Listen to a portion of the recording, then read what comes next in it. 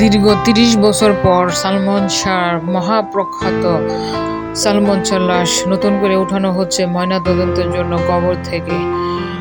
আদালত তা রায় দিয়েছে। দেখতে থাকুন ৫৩ নিউজ বাংলা।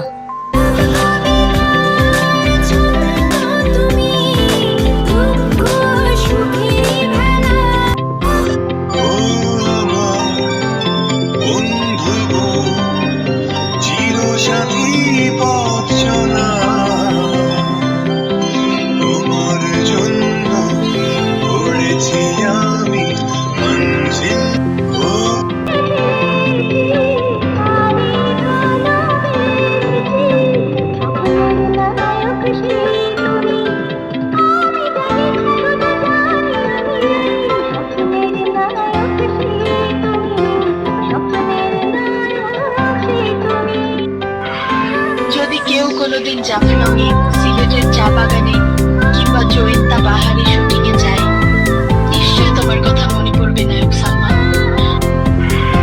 যদি কেউ কোনোদিন জাফলংয়ে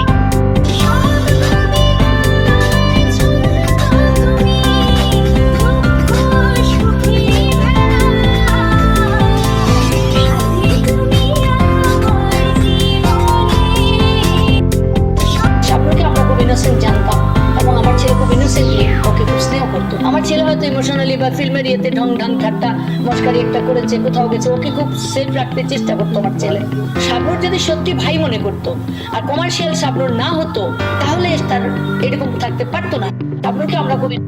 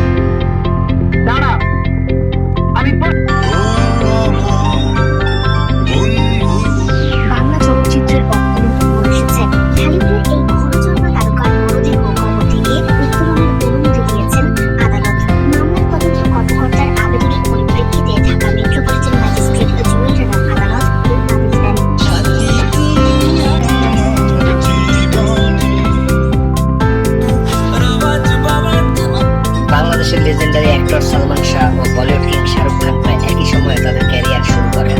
তাদের ক্রেজ কতটুকু আমরা তা সকলেই জানি। তবে জানলে অবাক হবেন, এই দুজনকে একটি সিনেমায় একই সাথে দেখার কথা থাকলেও পরবর্তীতে তা হয়নি। মূলত সালমান শাহ নিজে প্রডিউস করে শাহরুখ খানকে বাংলাদেশের একটি সিনেমায় কাস্ট করতে চেয়েছিলেন, যেখানে আরও থাকার কথা ছিল শাবনূর ও কাজলের। সেই মোতাবেক সবকিছুর প্ল্যানও এগিয়ে। রোমান্টিক নায়কের যে ডেফিনেশনটা, আমার মনে হয় সালমান শাহ একটা নিদর্শন। আমি শ্রদ্ধা জানাই তাকে এবং আমি মনে করি যে তার প্রচুর ফলোয়ার্স আছে আজও, এবং নায়করা যারা তার পরবর্তীকালে এসেছে তারা সব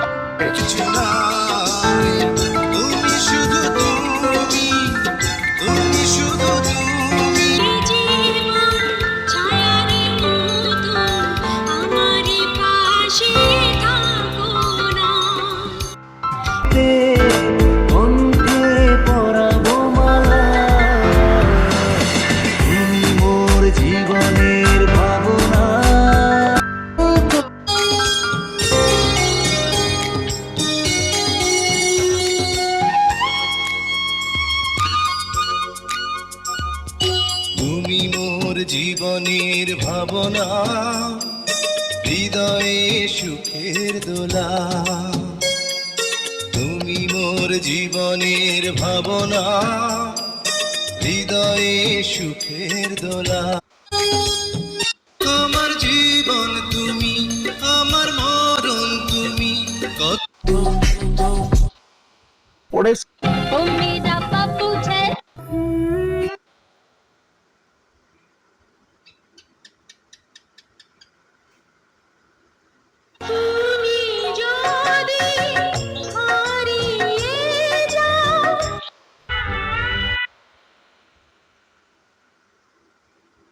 মেয়ের কাছে এসে নাও জেনে নাও হৃদয়ের মাঝে আমি রেখেছি কারে তুমি এসে যাও দেখে যাও আমি যে তোমার কে কাছে এসে নাও জেনে নাও আমি যে তোমার গায়ে বইয়া ঝগড়া মায়া মানসি করে। আমি গায়ে পড়ে থাকা ওই দেখো, আবার মায়া মানসির মতো খালি খালি চাইতে যায়। ওই ওই তোমরা আমার কইবা কেন কেন আমাকে পিছে লাগছে আমরা ওর বাপ দিয়ে আছি নাকি দাওয়াত দিল দাওয়াত নিমু এটা তুমি আমি গায়ে পড়ে থাকা ওই দেখো, আবার মায়া মানসির মতো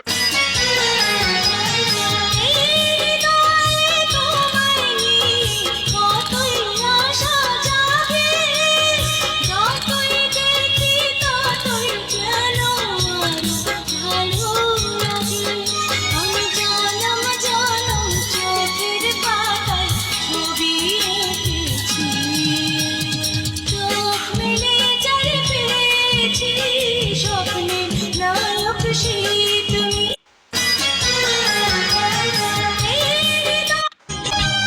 আমি পূর্ণ আমি ধন্য আমি পূর্ণ তোমায় পেয়ে জীবনে এখানে দুজনে নিরজনে সাজাবো প্রেমেরও প্রীতি